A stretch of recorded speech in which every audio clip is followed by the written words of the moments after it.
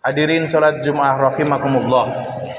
Marilah kita senantiasa meningkatkan iman dan takwa kepada Allah Subhanahu wa taala dengan takwa yang sebenar-benar takwa. Takwa yang bukan sekedar dalam ucapan, takwa yang bukan hanya sekedar di lisan, akan tetapi takwa yang diwujudkan dalam sikap dan perbuatan baik, sehingga kita benar-benar menjadi orang-orang yang mulia di sisi Allah Subhanahu wa taala dan termasuk orang-orang yang beruntung baik di dunia yang sementara ini maupun di akhirat kelak yang selama-lamanya. Hadirin yang mulia, dalam hitungan hari kita akan segera memasuki bulan Ramadan, bulan yang sangat mulia, bulan yang paling agung dan penuh keberkahan, bulan yang dinantikan oleh langit dan bumi, bulan yang ditunggu-tunggu oleh kaum muslimin di seluruh seantero jagat raya ini. Ikhwati fillah rahimakumullah, di bulan Ramadan pintu-pintu surga dibuka, pintu-pintu neraka ditutup, setan-setan dibelenggu, nilai ibadah dilipat gandakan, doa-doa diijabah, dan dosa-dosa diampuni. Bahkan di dalam bulan Ramadan ada satu malam yang lebih baik daripada 1000 bulan, yaitu Lailatul Qadar. Ikhwati fillah rahimakumullah, karena saking agungnya Ramadan ini, sampai-sampai Rasulullah sallallahu alaihi wasallam berdoa, Allahumma salimni min Ramadana wa salim Ramadana li wa tasallamhu minni mutaqabbala.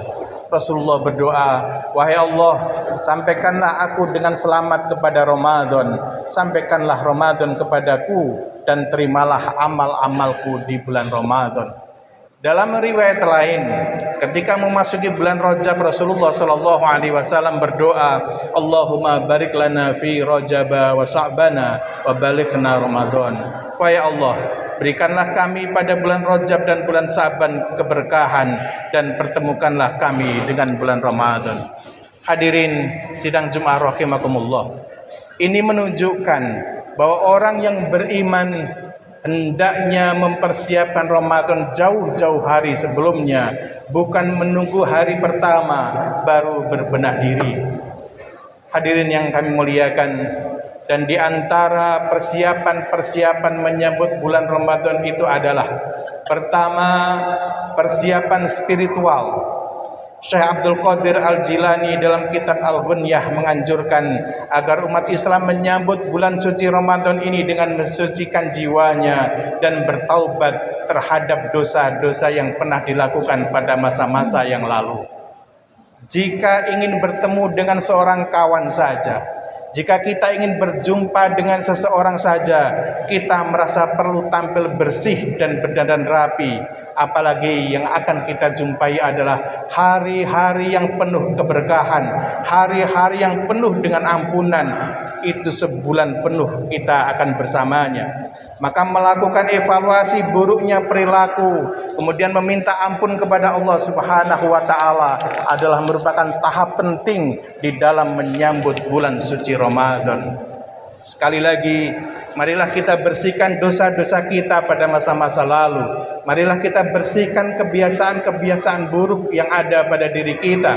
Marilah kita bersihkan dendam, iri, dengki, sombong, dan sejenisnya dari hati kita, agar ketika nanti kita berjumpa dengan bulan Ramadan, kita menjadi pribadi-pribadi yang bersih. Ikhwati fillah rahimakumullah. Kemudian persiapan yang kedua dalam rangka menyambut Ramadan adalah mempersiapkan ilmu. Kita perlu menyiapkan diri dari sisi keilmuan, ikhwati fillah. Jangan sampai puasa kita tanpa ilmu, karena Rasulullah sallallahu alaihi wasallam bersabda, kam min shaimin laisa lahu min siyamihi ilal ju' wal atus. Berapa banyak orang berpuasa tetapi tidak mendapatkan apa-apa selain lapar dan dahaga. Oleh karenanya ikhwati fillah, kenapa hal itu terjadi? Karena puasanya tidak dibarengi dengan ilmu yang memadahi. Oleh karenanya ikhwati fillah, marilah kita pelajari fikih puasa, adab-adab Ramadan, dan amalan-amalan sunnah yang ada di dalamnya. Kemudian yang ketiga, persiapan kita dalam rangka menyambut Ramadan ini adalah persiapan materi. Persiapan materi atau persiapan finansial ini bukan untuk berfoya-foya, tetapi untuk memperbanyak sedekah dan santunan. Persiapan materi yang dimaksud di sini bukan untuk membeli kebutuhan berbuka dan sahur yang mewah dan berlebihan, akan tetapi persiapan finansial ini digunakan untuk menopang ibadah sedekah dan infak kita. Rasulullah Shallallahu Alaihi Wasallam menyampaikan yang mafhumnya bahwa bulan Ramadan adalah bulan santunan, yang jika orang memberikan makanan untuk berbuka, maka orang itu akan mendapat ampunan Allah Subhanahu wa taala atas segala dosa-dosanya dan akan dimerdekakan dirinya dari panasnya api neraka. Dan dia akan memperoleh pahala yang serupa dengan orang yang berpuasa tersebut tanpa mengurangi pahala orang yang berpuasa itu sedikit pun. Ikhwati fillah rahimakumullah. Sampai-sampai para sahabat menyampaikan, "Wahai Rasulullah, tidak semua kami memiliki makanan untuk memberikan buka puasa kepada orang yang berpuasa." Kemudian Rasulullah menyampaikan, Allah memberikan pahala ini kepada orang yang memberi buka puasa, walaupun hanya dengan sedikit susu yang dicampur dengan air, atau walaupun hanya memberikan buka puasa dengan satu buah kurma atau seteguk air saja. Ini luar biasa ikhwati fillah. Amalannya kecil, amalannya sederhana, tapi Allah ganjar dengan pahala yang luar biasa, mendapat ampunan, dibebaskan dari api neraka, dan memperoleh pahala yang berlipat dari orang yang kita kasih buka puasa itu. Ikhwati fillah rahimakumullah.